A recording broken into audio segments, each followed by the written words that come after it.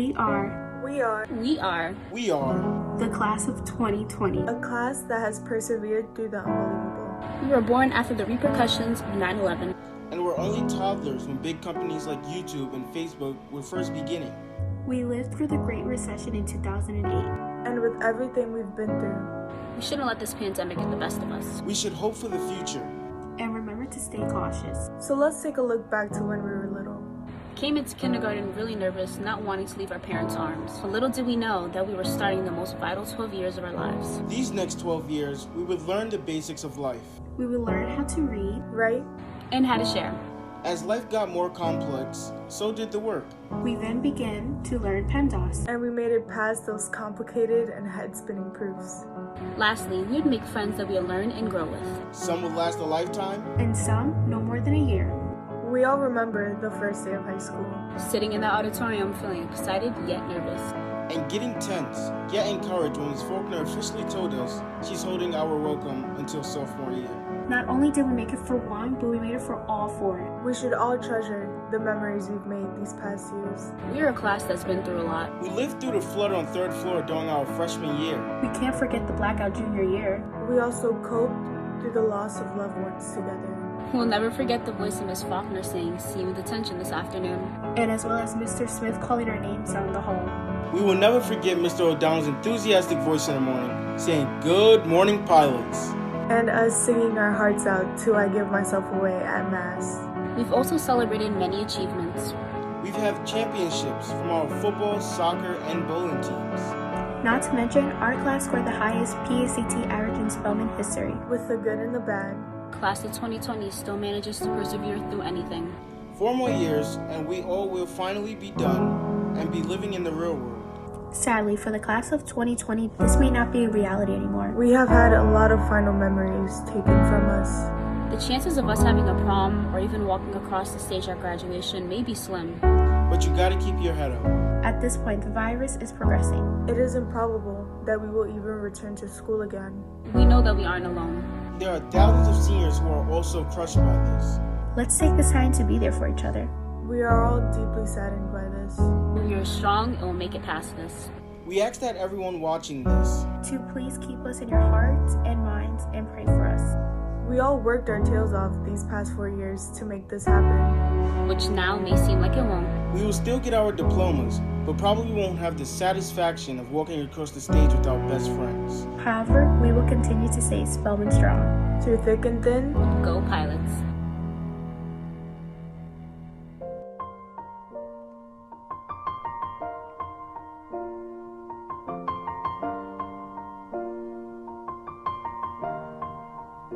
It's been a long day without you, my friend, and I'll tell you all about it when I see you again. We've come a long way from where we began. Oh, I'll tell you all about it when I see you again. When I see you again. Damn, who knew? All the planes we flew, good things we've been through. That I'll be standing right here talking to you about another path. I know we love to hit the road and laugh, but something told me that it wouldn't last. Had to switch up, look at things different, see the bigger picture. Those were the days, hard work forever pays. Now I see you in a better place. How can we not talk about family when family's all that we got? Everything I went through, you were standing there by my side, and now you gon' be with me for the last ride. It's been a long day without you, my friend, and I'll tell you all about it when I see you again.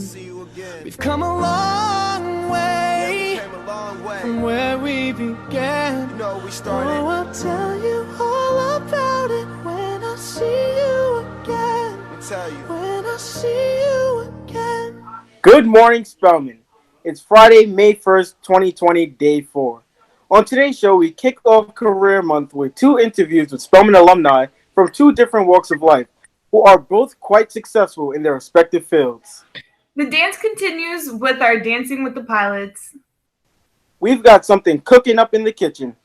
And Christina Recalde has your weekend weather forecast. I'm Anna Richardson. And I'm David Smalls. We're your pilots. And this is your morning flight.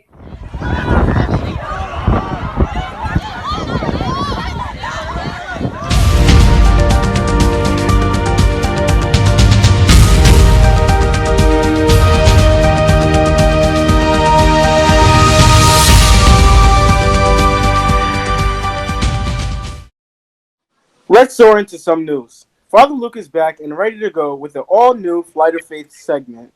We missed you, Father Luke, and we're glad you're doing much better.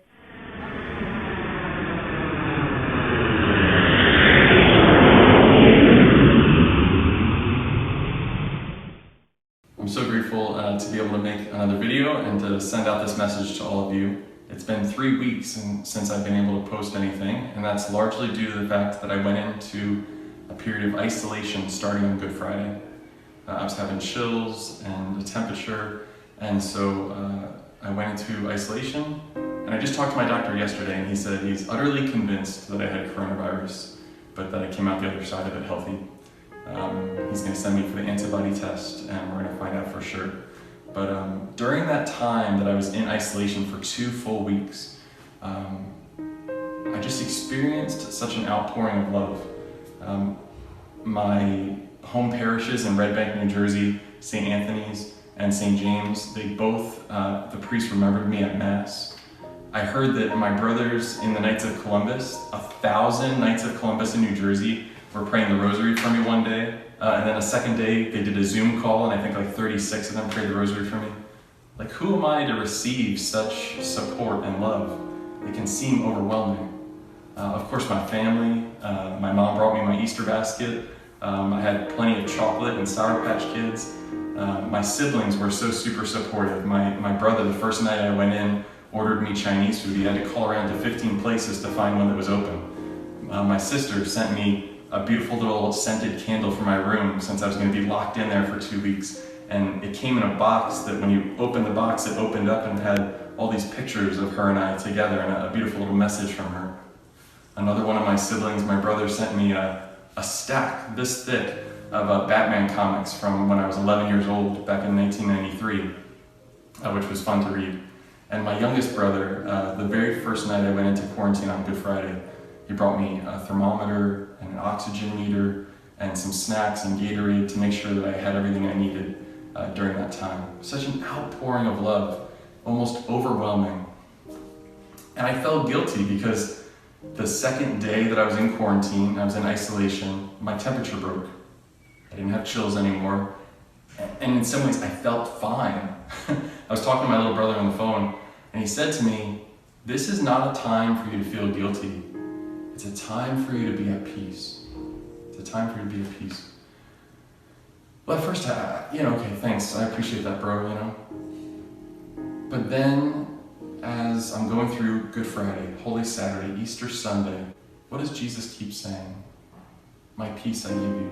Do not be afraid. I've given myself for you." A particular scripture verse became really powerful to me. John chapter 16, verse 33 to 34. And it's Jesus as he's making his way from the Last Supper, where it says that he loved them having loved them to the end. He gave them the Eucharist at the Last Supper. He washed their feet. And now he's going to the garden where he'll say, "Father, not my will, but your will be done." And as he's making his way, and we know this is such a tumultuous time for Jesus, a time that is leading up to great suffering, he speaks to his apostles about peace. The very thing that my own brother mentioned to me, be at peace during these 2 weeks. And he says to the apostles, a time is coming when you're all going to leave me, you're going to abandon me. I'll be left alone. I'll be left in isolation. But he says, but I will be at peace, for the Father is with me. For the Father is with me. And in the 2 weeks that I was in isolation, yeah, sure, I'm in a 12 by 10 room, it's small, but I had all these reminders of love. The brothers that I live with, the friars, bringing me meals 3 times a day, people calling me on the phone, my Easter basket of chocolate and Sour Patch Kids, but most of all, prayer. Being with God, experiencing that I'm not alone, but that Jesus gave everything he had so that I could have a relationship with his Father. And that put my heart at great peace. And that's my hope for all of you. And that's the lesson I learned, and it's what I'd love to share with you, is that in this time when you're in quarantine, when you're in isolation, when you're not going to school, when you're not experiencing the normal things of life, you can have a lot of tumultuousness in your heart, but be at peace. Verse 34, that scripture passage, John 16:34, says, "In this world you will have trouble and tribulation, but have no fear, for I've overcome the world." Jesus has overcome whatever battles we face, and he wants to give us peace, the peace that comes from knowing his Father. I pray that that's what you might experience in these coming days, the peace that only God can give. God bless you. Seniors, if you haven't been checking your email, you really should. Final exams are almost upon us. They're going to be online. The exams are split up into 2 weeks, one for what would have been an in-class final, and the second for out-of-class finals. Good luck to all of you. And good luck to those of you taking AP exams. Anna, did you see the flyby show that the Thunderbirds performed over New York earlier this week? No, I unfortunately didn't. But I know it was a tribute to the medical and first responders who worked tirelessly to help in the battle with COVID-19.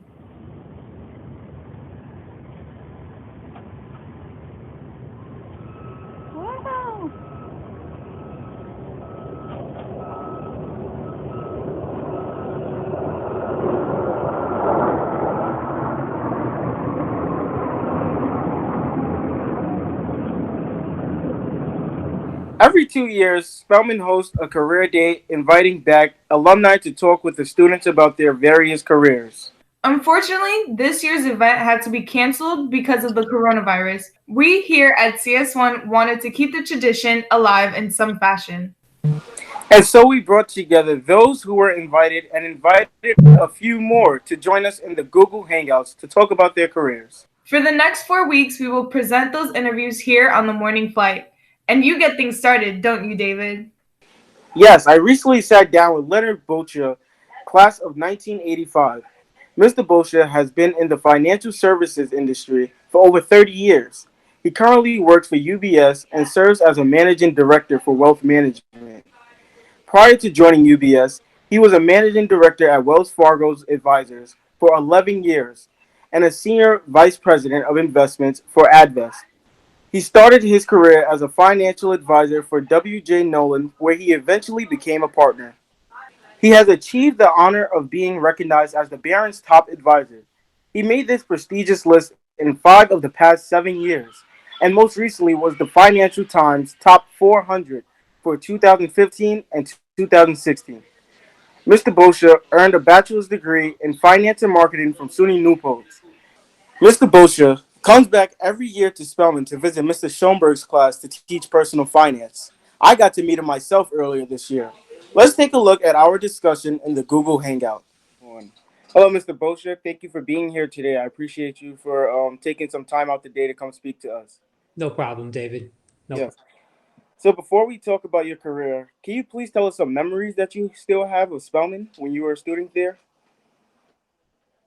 Well, some of my best memories are, as of late, I love going back to Mr. Schoenberg's class, talking to the students. I get, I think, more out of that than they do with me going back, because it reminds me of what you're asking me, what memories I had when I was there. It's more about walking around the hall and thinking about, hanging out with my friends and laughing. And, the friends that I made at Spellman during my time are still friends that I have today. Wow. So I'll see the same people, whether it's, for a holiday, we get together for the holidays, or we'll have a barbecue every other year or so. And it's with that same group of friends that I was hanging out with when I was at Spellman. So I'd have to say my memories of Spellman isn't one specific event. It's the friendships that I made and how they've carried forward all these years. And when I go back to visit the school and I walk around and I go by classrooms and I see teachers, it reminds me of all those people and good times that I had. Well, that's just absolutely amazing. I plan to have those same memories when I, leave the school. That's just amazing. Very important that you make sure you come back when you leave. Yes, most definitely. So you primarily deal in wealth management, and that sounds like basically what it is. But can you explain a little bit more about what you do in management? Yeah. So, and especially right now, wealth management is, a hot topic because of everything that's going on with the virus. And, the first thing that happened when people realized that the virus was for real was the markets freaked out and the markets dropped and people panicked and stocks went down. Companies that were, just good old fashioned companies like General Motors and Ford, and all of a sudden they went from just doing their everyday business one day to the next day having to close up factories and close up showrooms. And what happens when their business comes to a halt is their stock values fall. So what's important about what we do is, we're wealth managers, financial planners, where we come up with financial plans. It's a blueprint in which that people use to invest. And it's those plans, times like this is where those plans are most valuable, because people aren't making a decision based on a specific event or, the virus is here, let me sell all my stocks. It's let me check my financial plan to make sure that my money's invested properly and to see if I should be making any changes because the market is dropping. So, wealth management is we manage money for individuals, and these are everyday people, where we'll come up with a financial plan that's to each his own. It's what's important to me may not be important to you. I may have children, you may not. My children are going to school, you may be just starting out, so your plan will look differently than mine. But what a plan will do is enable you to make good decisions during uncertain times. And so wealth management is, as it says, we manage wealth. But how do we manage wealth? We do it according to a plan that will draw for the individual or their family. Wow, okay, that's interesting. So you would say it's a lot of analyzing and dealing with the customers or the clients' specific circumstances. Correct. And some of the things that you would want to think about, right, is that, so you have your plan, you're managing money, something happens, take the virus, all of a sudden we're all working home. What would benefit from that? Look at how we're communicating, right, over the computer, video. So Zoom may be a good stock to look at, or Amazon would be a good stock to look at, or Google, because we're working. Things are going to change. People may become more accustomed to just ordering their food and clothing over the computer online. So within the financial plan, we'll look at opportunities along the way to see what's going to make the most sense. And clearly, big tech is something that has been worth a look this past month, because this is going to be the new normal. So as once you have your plan, it's like a book. Within that book, there are different chapters, and some of those chapters are being written as we speak. Interesting. So I noticed on your bio that you graduated college in 1989, and the first company you worked for was W.J. Nolan and Company. You were there for 11 years, and you became a senior vice president. How long did it take, and were there any sacrifices that you had to, give up? With anything, whether it be a senior vice president, the captain of the baseball team, with anything, it's what are the sacrifices, hard work and dedication, without that, and people will say, oh, that's not a sacrifice. Well, how do you define hard work? Getting to the office at 6:30 in the morning and leaving at 8 o'clock, which is what I did. I was the first one in the office, no joke, and one of the last one to leave. So as other people, I started in 1989, I was, 22 years old, out of just graduated school in May. As my friends were going out and partying, I was pretty focused on doing well and wanting to be successful and getting in early and staying late, which means maybe sacrificing something socially, also, the maybe other opportunities came that may have been better initially, but to stay focused with what I wanted to do and not say to myself, well, I'm going to go do this because right now it's going to pay me more, or right now I'll be a little bit further along, stay on my path because it's what I wanted to do and it's what I felt I could be good at. So, that's a sacrifice that you make, I would say that the biggest sacrifice was probably the time that I had to put in, and the lack of financial reward in the early years was probably the biggest sacrifices that I had to make, where because I was just starting out, I wasn't really making any money. Other people were making much more money than me. And I was like, I'm going to sacrifice this next year or two because I think in the longer run, I'll be okay. That was probably that and the time that I had to put in to become successful were two big sacrifices. Right. I remember you actually telling that story in Mr. Schoenberg's class when you explained how when you first started working, you didn't really work for a paycheck, you worked for experience. Would you say that had a huge impact in your success? Yes. Yeah, that's exactly it. You worked for experience, because everybody wanted to hire someone with experience. So, whereas maybe I could have got a job with a higher starting salary, I took this job with no salary because it was going to give me experience and an opportunity. So I may have been 3 steps behind, but over time I became 3 steps forward. That's great.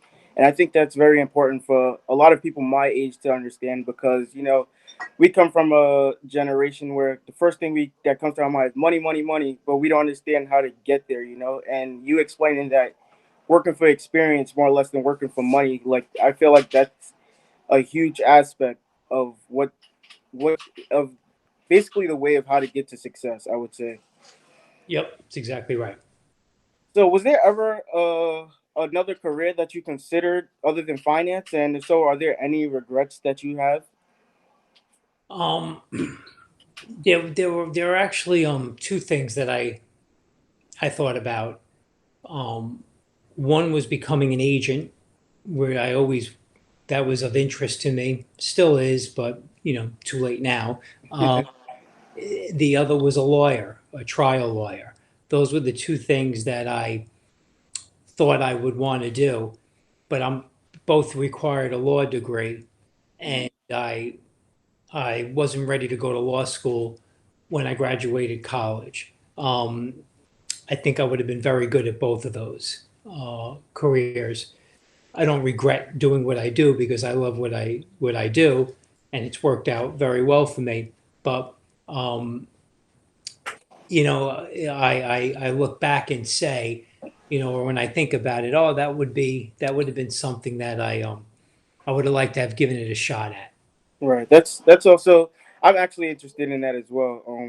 In certain things with the law, and that actually sort of implies a lot of finance that people don't even know about. Would you say like that was also another part of the law that you was interested in, like finance or like contract law and things in that? Well, that's why, being an agent, negotiating contracts, finding good opportunities, finding good deals for the people to invest in, that's all part of what an agent does. And that's similar to what I do. but you're representing one person in all of their affairs. But yeah, there's definitely some financial contracts and negotiations that you do as an agent. Oh, very cool. So, in addition to your everyday job, you're also a board member here at Spellman. What exactly is your task on the board, and are there any future goals set that you can tell us about? Well, the number one priority is to make sure that the school offers the best student experience, the best opportunities for the student to do well while they're in school and then when they leave Spellman, to get you set for your next level and then the level after that. And that's pretty much the focus of what the board's going to, what our goals are. And then within those goals, we make sure that we put the best pieces around the student to fulfill that.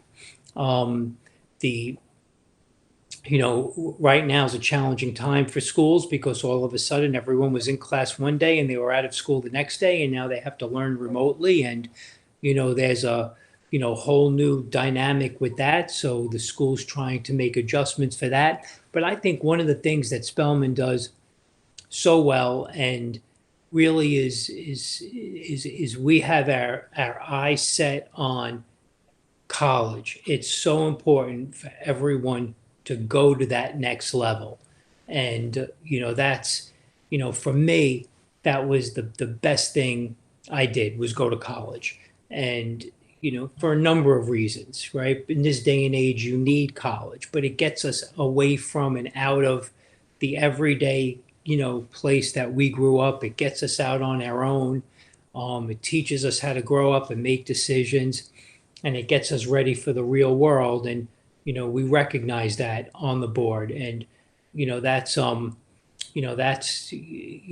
say that's the thing that when we see the success rates of everyone graduating and going to college, that's the reward for the board. It's great that you state that the board of Spellman actually has this great of an impact, because it leads me into my next question. So, what would you say you took away from Spellman that contributed to your success?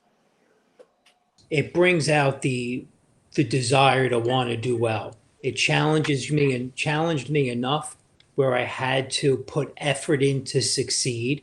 So it made me feel good about succeeding in school. I was admitted to a college, so it made me feel like I was prepped and ready for that next step, that I wasn't just going out there blind. It gave me a good foundation of like-minded friends where we were all going to school. And therefore, that was just a natural next step to take.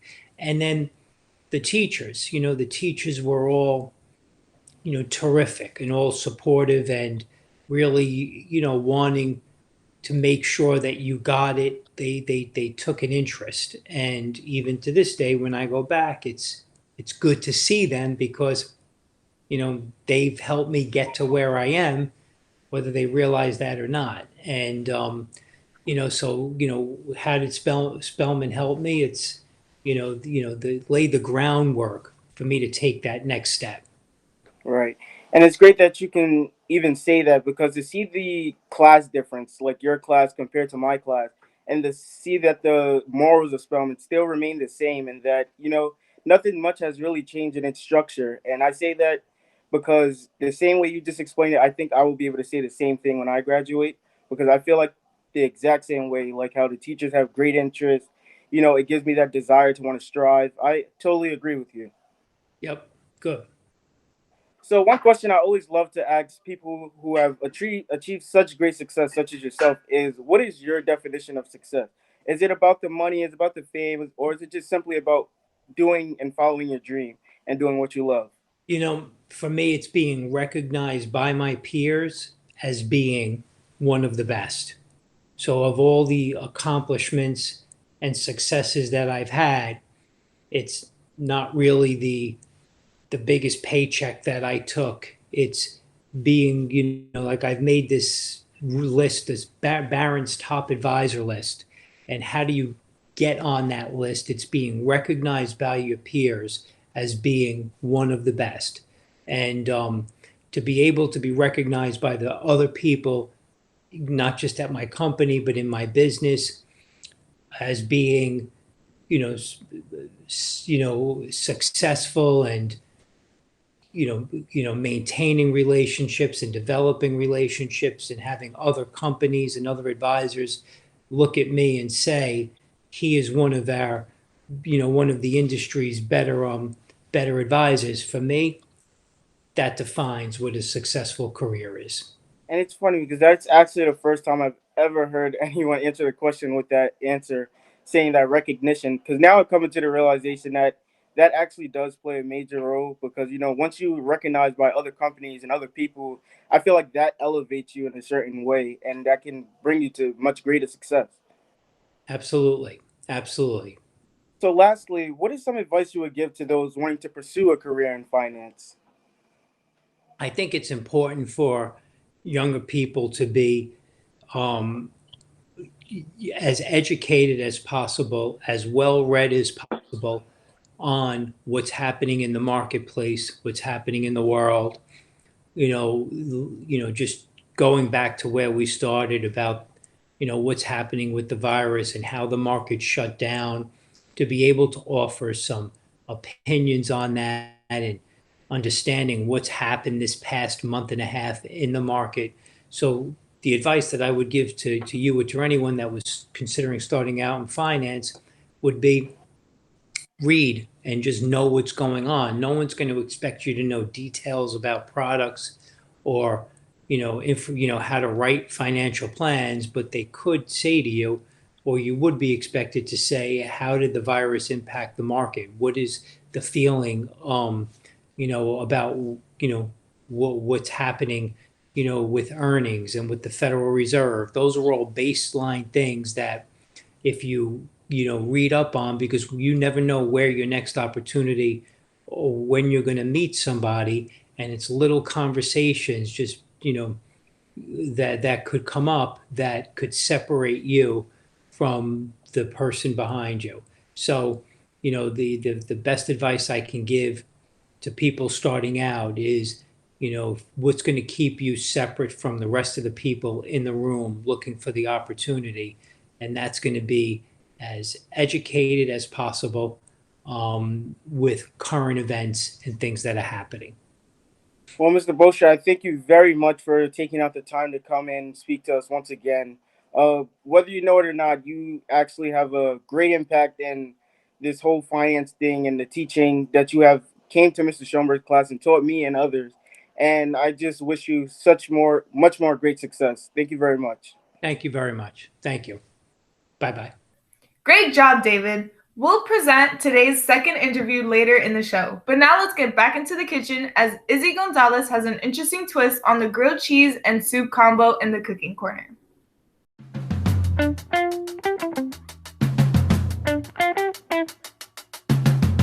Hey guys, today I'm going to show you how to make a turkey bacon grilled cheese with ramen. I mean, you already get it. So my bacon is cooking and my water is boiling for my ramen, and I'm about to put the noodles in now.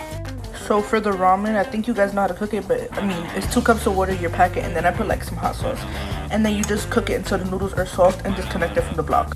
For the grilled cheese, you're going to melt some butter, put your 2 slices of bread, put your cheese on 1 slice, whichever, and then put some bacon on it.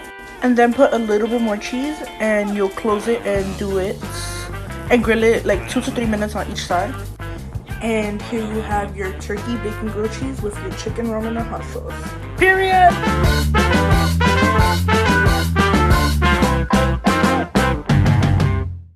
I know it's morning, but now I want some grilled cheese. Let's get our minds off of food and onto the dance floor. As senior Jose Castillo shows us his moves in a new Dancing with the Pilots.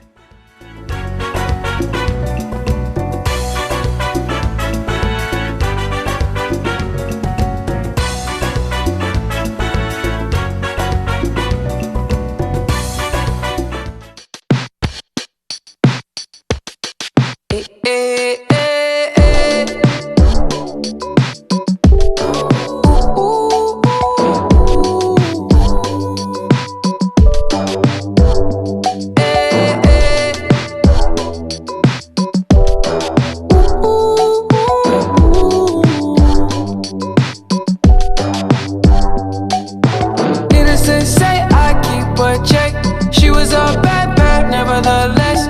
Calling it quits now, baby, I'm a wreck. Crash at my place, baby, you're a wreck. Needless to say, I'm keeping a check. She was a bad, bad, nevertheless. Calling it quits now, baby, I'm a wreck.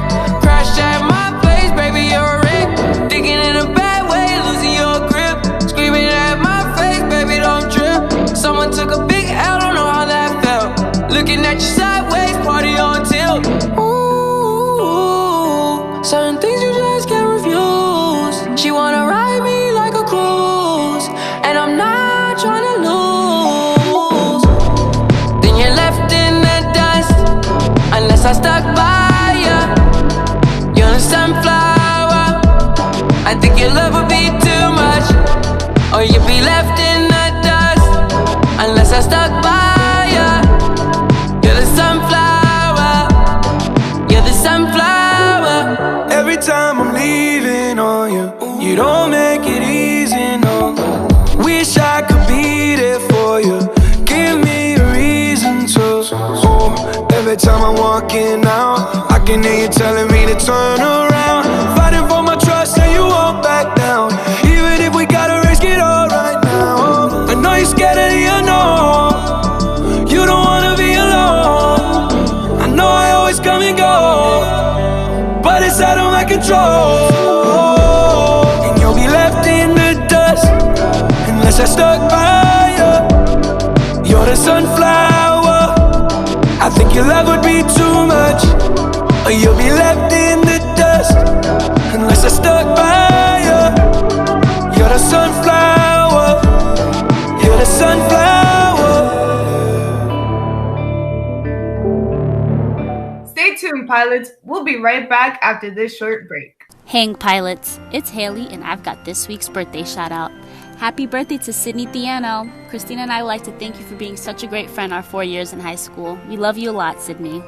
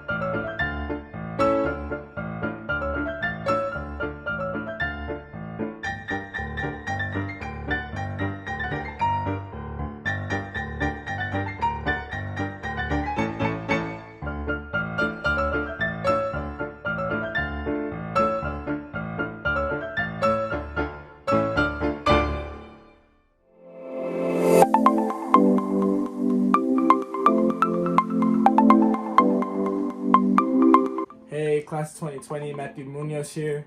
I know it's not looking the best right now, but remain positive. You guys still have a lot to look forward to in the future. All your futures are bright. We believe in you. We're here if you ever need to talk.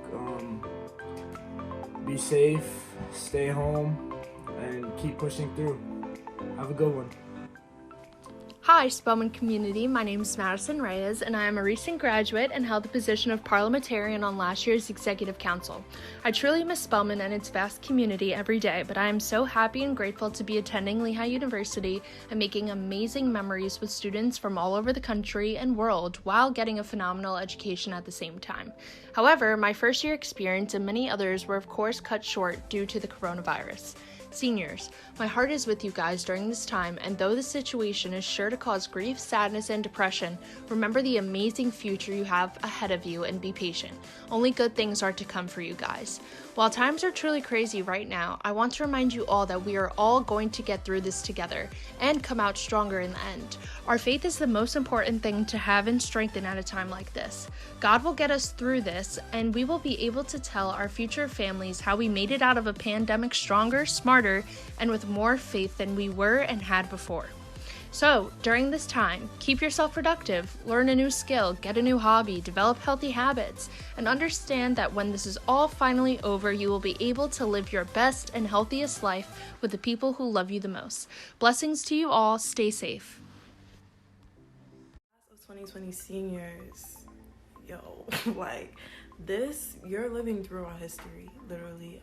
Nobody could ever be able to say that they had their senior year during this time. Everything is different and unique for you guys. Even your year is unique. 2020, come on. But yeah, good luck to everybody in their finals. Stay positive, make group chats, stay connected to your friends, guys. Do not stress too much. It's your senior year, don't forget that. And yeah, just look at the bright side of everything at this point. We can't control certain things, so stay positive. To the class of 2020, my heart goes out to every single one of you. I know this is an upsetting time, but we can always try and look at the positives in the situation.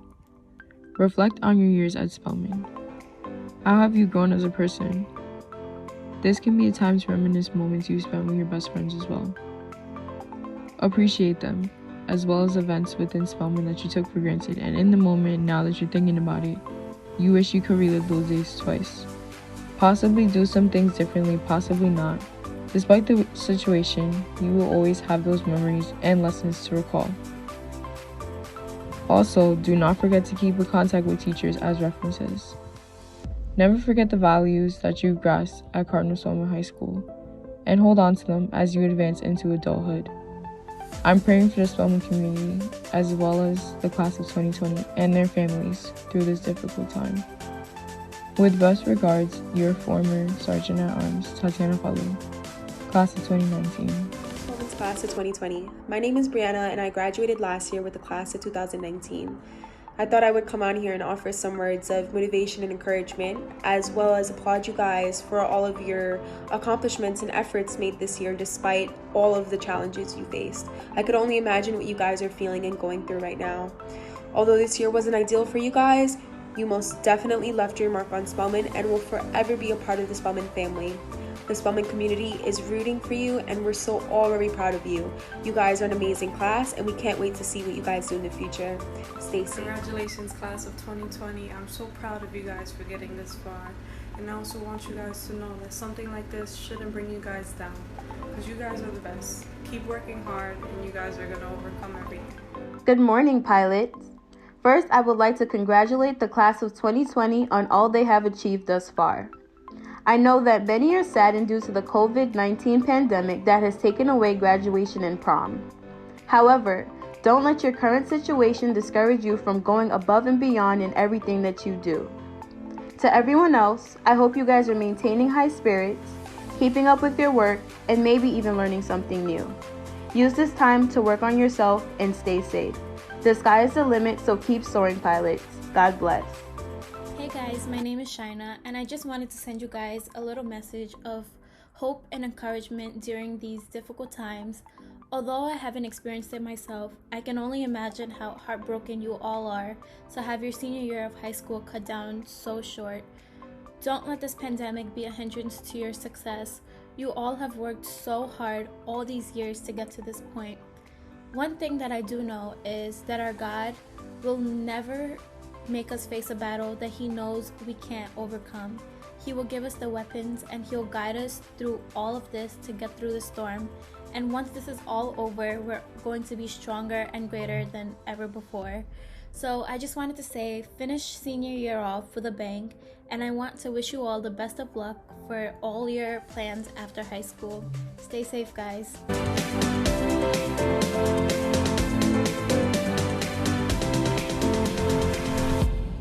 In addition to Mr. Boccia, this week we spoke with our own Deacon John, who was to be the keynote speaker at Career Day.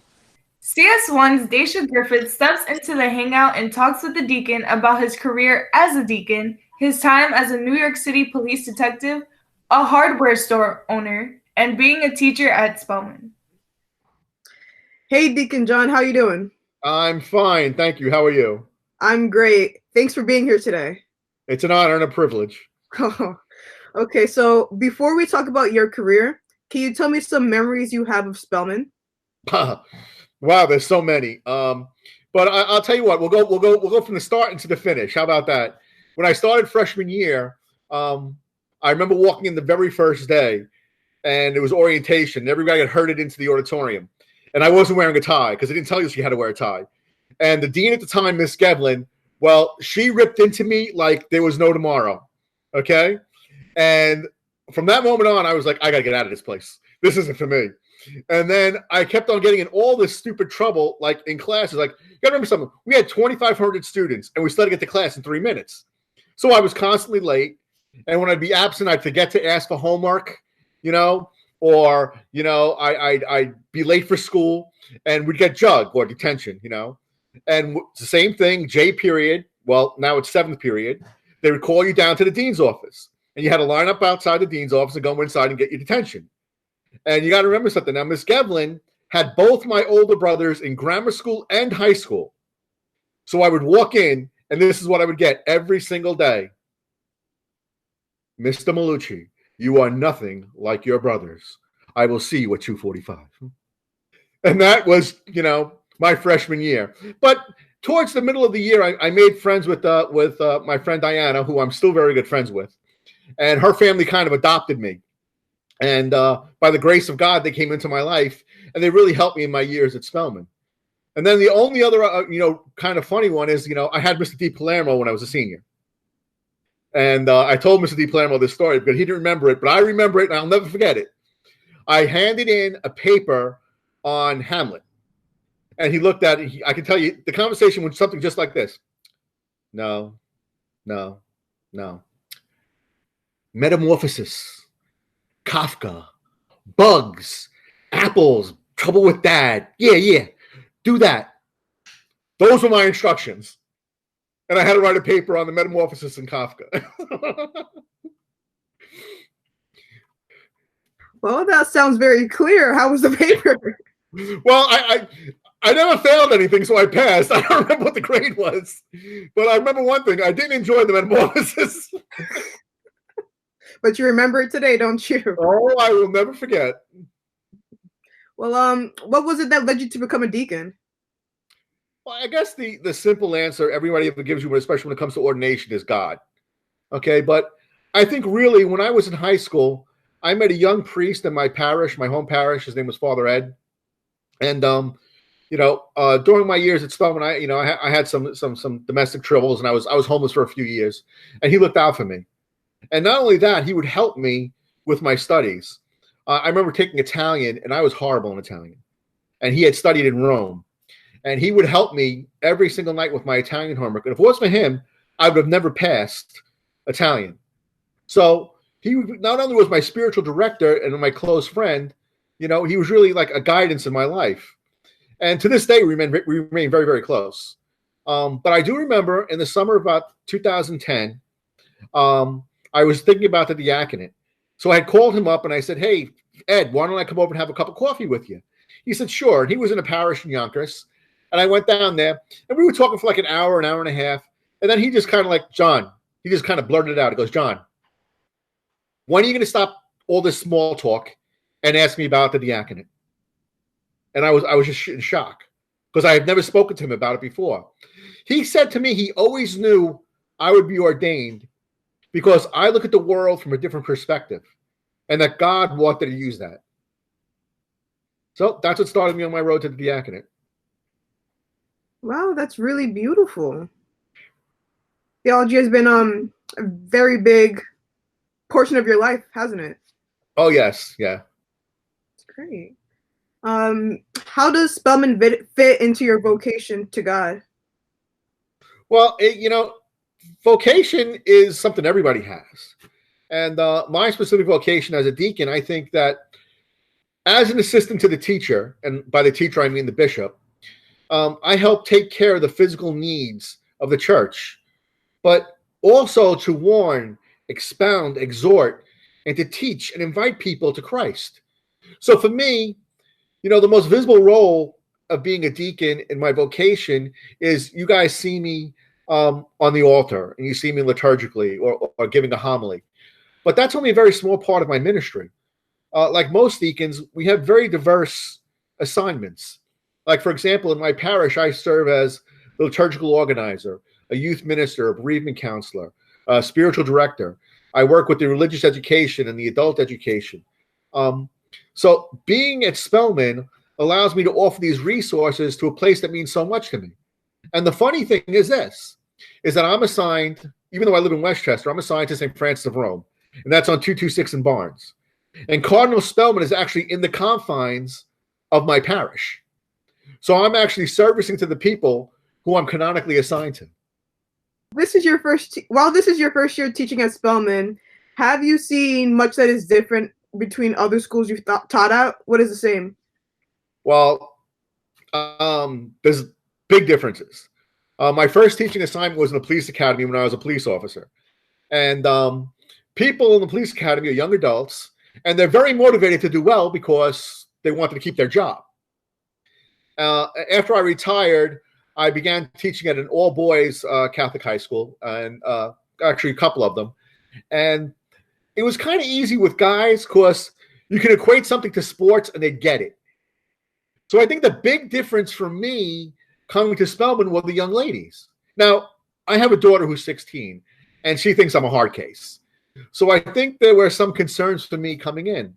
But to be honest with you, when I was there for my interview, a couple of young ladies, students, stopped by and saw Mr. Borges and Father Pilsner, who did my initial interview. And they were so pleasant and so affable. And I found that my first year at Spellman, all the young ladies have been great.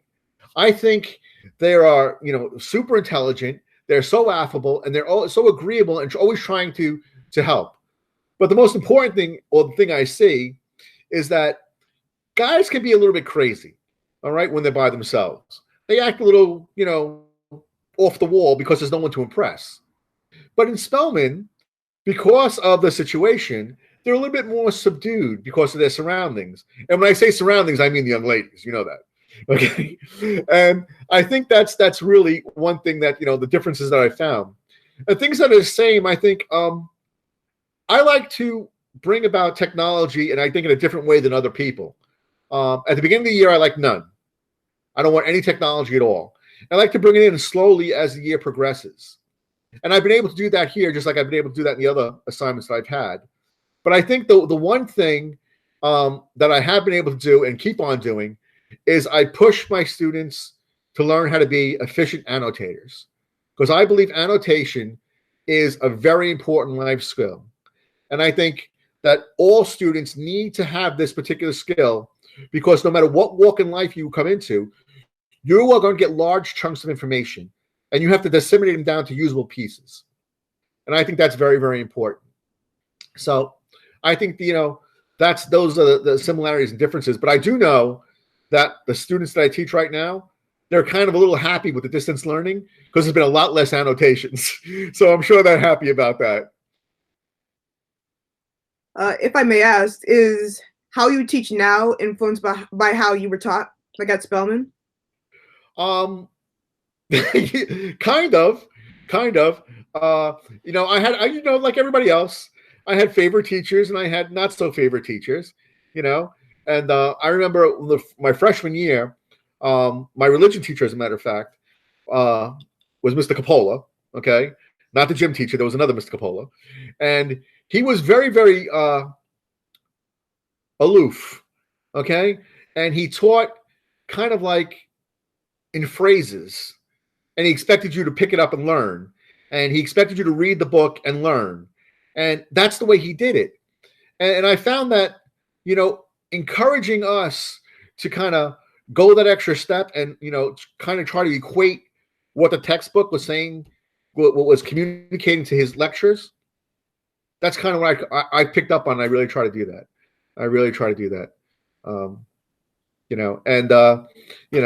As far as, other aspects of Spellman life is, it's always been an academically challenging school, and that's always been its reputation. It was like that when I was there, and it's still that way. And I think that it's, I try to keep that up, I try to be, firm but fair in my assessment. Okay, so over the years, you've had a lot of different jobs. Like you just mentioned the police academy. Oh yeah, I've had a lot of jobs. What are some of your favorites, and have they helped you in what you do now? Oh wow, well, I worked in a restaurant for many years. Okay, between the ages of 12 and 23, and the people I met and interacting with people in the restaurant really, really helped me with my communication skills with people, as well as being a police officer. And being a police officer is almost like being a deacon in a lot of ways, because as a police officer, you're never off duty. And once people know that you're a deacon, they kind of know you're a deacon, and they kind of treat you a little bit different when they find out you're a cop, and then they find out you're a deacon. And if you think about it, the police department is a paramilitary organization. So it's based on military and has military rules and regulations, but yet your main function is to serve. And now, being a deacon, that two worlds kind of collide, because in being a deacon, yes, the clerical world is set, on a hierarchy, bishops, priests, and deacons. You have to follow your orders, just like the police department. But yet, diakonoi means to serve. And that's my call, is to service. So I think, that the police department has helped me with being a deacon. I think that, jobs like being in a restaurant, I owned a store for 7 years. I had a couple of hardware stores with customer interaction and things like that. I think those things really helped me become a deacon. And when I was in the stores, I was a lead salesman. That's how I started there. And selling is something I was pretty good at. So I think I'm just selling the Gospels now instead of cabinets. Beautiful. You've always been a man of service, haven't you? Yeah, more or less. You have an advantage in being a deacon in that it allows you to have a family while also devoting your life to God. How do you manage your duties as a deacon, teaching us at Spellman, and guiding your family? Well, ordination to the diaconate is a very special calling. As a married man, because there are single men who become deacons also, and they decide to stay celibate, and continue their lives. In order to become a deacon, you got to remember something. You have to be at least 38 years old when you start. Okay, you have to be married for at least 7 years, so your family life is kind of stable. It's kind of stable. And I think that the diaconate really isn't an individual vocation. For me and for my family, it's been a family vocation. If it wasn't for my wife, I would have never gotten through the seminary, because she's a professor at Columbia University, and she helped me with my papers, because I hadn't written a paper in 20 years. And she helped me with my papers and things like that. And then I have two older sons. One's 24 and one's 20. And they were a little bit older when I started diaconate, and we were in scouting together, and they kind of knew about service and my call to service. So they kind of got it. And my daughter was a little bit younger when I first got into diaconate, but I think it's a family event. And I think because my family was always involved in the church, involved in scouting and service events and community events and things like that, it's helped me in my duties, because they understand that life isn't about, always doing something to have fun or doing something without sacrifice. Sometimes there has to be some sacrifice, because that's what we're called to. And I think that because of that, they kind of let me off the hook. And when I spend extra time at school, and when I help out at school after hours, or if I stay at my parish after hours on the weekends and things like that, they kind of let me off the hook, because they know I'm not just hanging out, that I'm trying to bring Jesus to our brothers and sisters. And I think that's helped me in my role in my ministry. So I don't want to keep you for too long. So final question of today. If there's one thing you could tell a Spellman student who is unsure about their path, what would it be? Wow. Well, I think this is the only way I can really put it. How great would it be to start your day with energy and knowing exactly what your purpose is in life? How great would that be? And Lamentations says, take a look at the way we are living and reorder your lives under God. Now, what do I mean by reorder your lives under God? Here's the reason we need to reorder our lives under God. He created us, and he created us with a specific purpose in mind. And when we're not following his plan or his purpose for our lives because we're doing our own thing, we're really going to get damaged. We're going to get hurt. Let me show you what I mean by that. You know, I got a knife here, okay? And I'm sure other people have done this, you know, and I've gotten yelled at it, and maybe you have too. But what's a knife for? A knife is for cutting, not your hand, for cutting things, right? Well, this knife is supposed to do that. But I've also been at times in my kitchen, especially these days, and I see a screw loose someplace. And what do? I run to the silverware drawer, I pull out a knife, I get the knife, I go to the screw, and you can see, I don't know if you can see this, but this particular screwdriver has a bent tip. And that's usually when my wife walks in and goes, "What are you doing?" And I say, instead of, you know, putting screws in, I'm bending knives. Because I damaged the knife because I wasn't using it for its right purpose. It's not a screwdriver. No, it's a knife. So you don't use a knife as a screwdriver, because if you do, you're going to damage it. And that's why so many people have damage in their lives. And that damage can be physical, emotional, spiritual, relationally, because they're not living their lives according to God's purpose in his life. His will or his purpose for our lives is put there. It's in place. So how does God express his will in our lives? How does he let us know what that will is? Well, God will place certain desires in your heart. And these desires, okay, are what we act on. And when we act on those desires, they lead us or direct us towards his will or his design. And they'll give us the purpose that he's trying to get to us.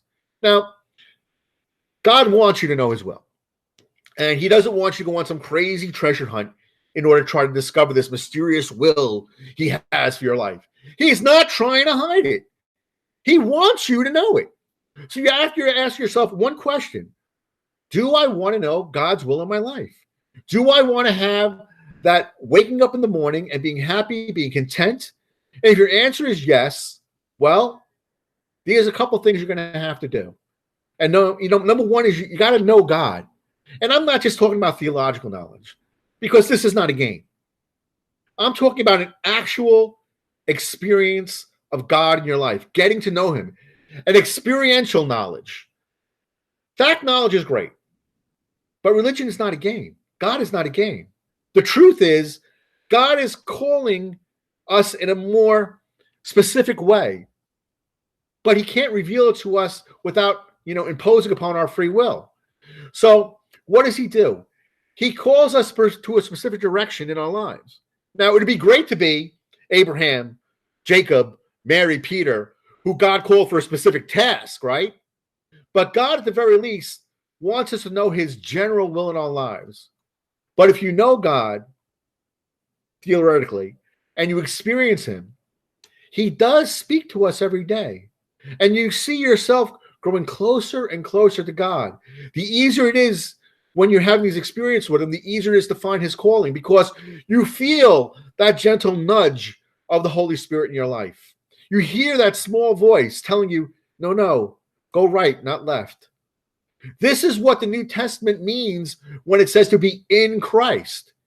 In general, when we know God, we know his will in our lives. And it's not just knowing him theoretically, it's knowing what he wants us to do.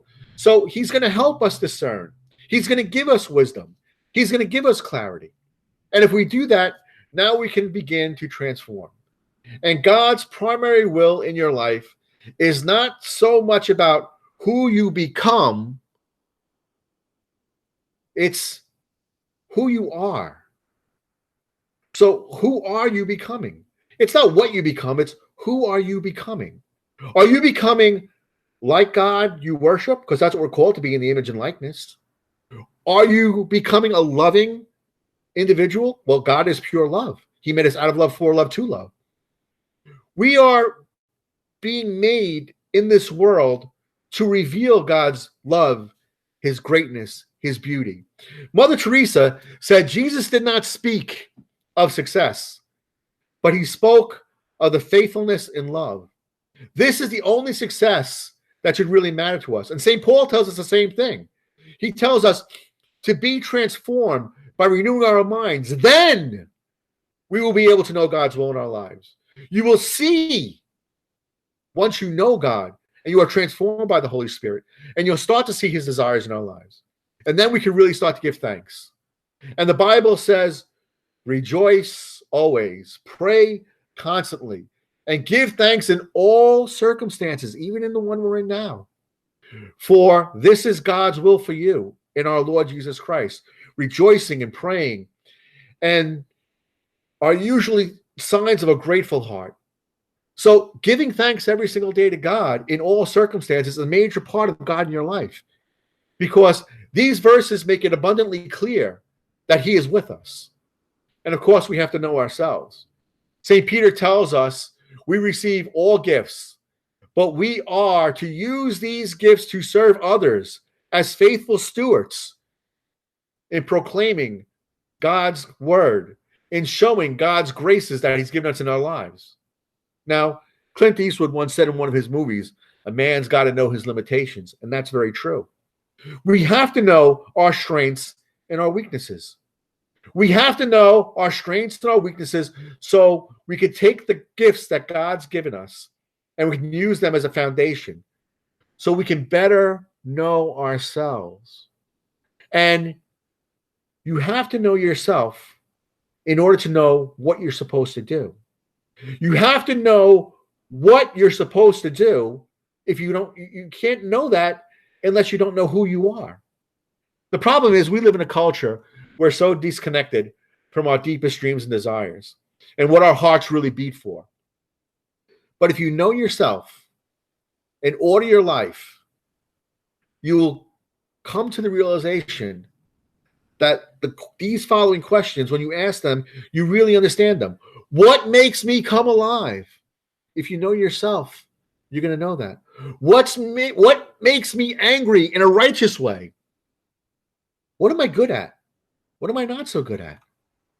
And the place God calls you to is a place in deep gladness, where your hungers and your desires meet your abilities, where they intersect.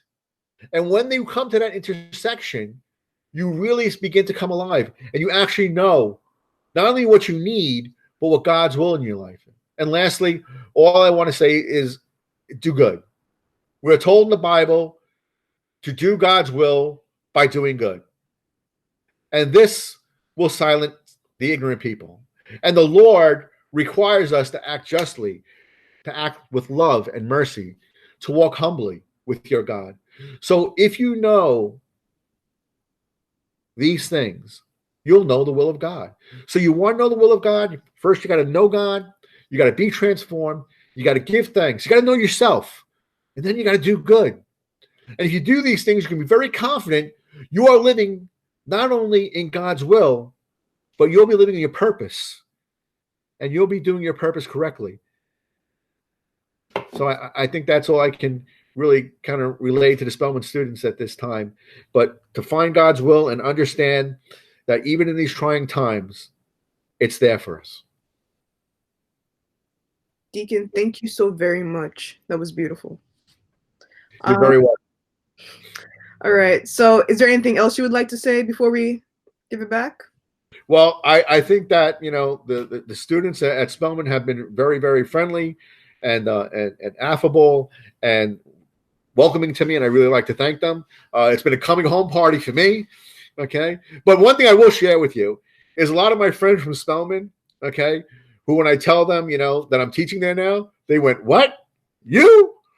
So another little funny little thing there. But, you know, even though, you know, you don't always, you know, think you will have or find God's calling in your life today, it may take a little bit longer because he puts you on a path in order to really find his will. And I think that's what I'm there for right now.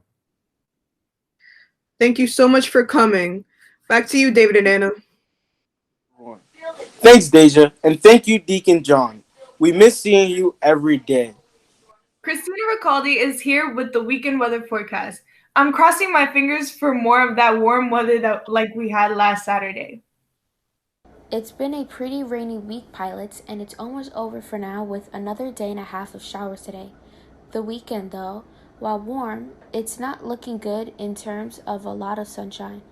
The slow-moving clouds are moving out of the area, but they will linger, leaving us with partly cloudy days. It's getting warmer, though, and that's a good thing. So, your forecast for the weekend looks like this. Today, the showers will continue with a high of 66. The rain ends Saturday morning, and the high stays at 66. But then look at Sunday. Partly cloudy with a high of 71. Let's see if all these April showers will bring May flowers, pilots. See you next week. Thanks, Christina. And that's going to do it for another episode of The Morning Flight. Thanks for watching, and keep those videos coming, pilots. This is a Spellman show, and it works when the Spellman Nation gets involved. And don't forget, there's still time to audition for a front of camera position for next year's morning flight. Check your Chromebook for details. Make sure to book your flight for next week's show, when we're joined by Spellman's own Nicholas Mancini and Chris Manhurst for our Career Month Spotlight. Until then, I'm Anna Richardson. And I'm David Smalls. Fly high, pilots.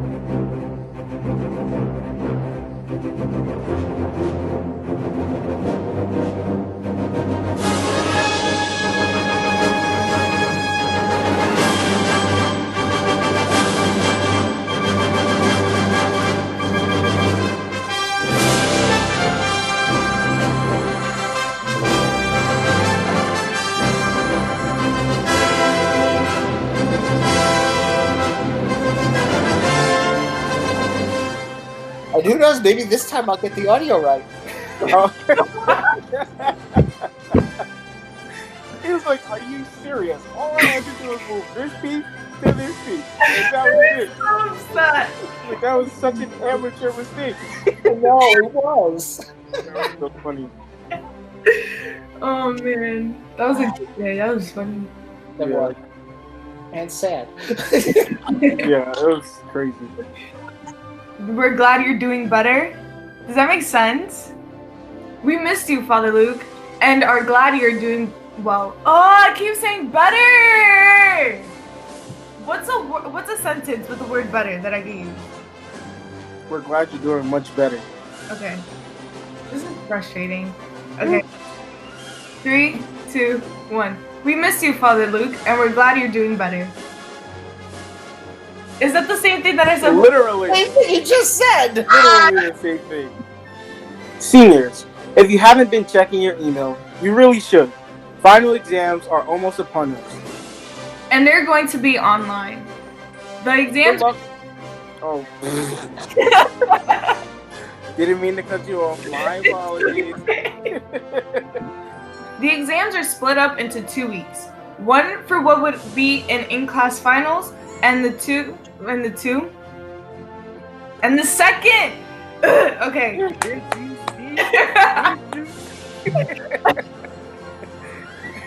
Unfortunately, this year's event had to be canceled due to I hate Corona. Mr. Boccia has been in the financial services industry. Services. Okay. There was a fight at Popeyes. I was Really? like, yeah, near where I live, there was a fight at Popeyes, and I saw it on Citizen, and I was like, bro, what? The chicken sandwich cannot be that good. Stay tuned, pilots. Oh, I'm sorry, my stomach grumbled.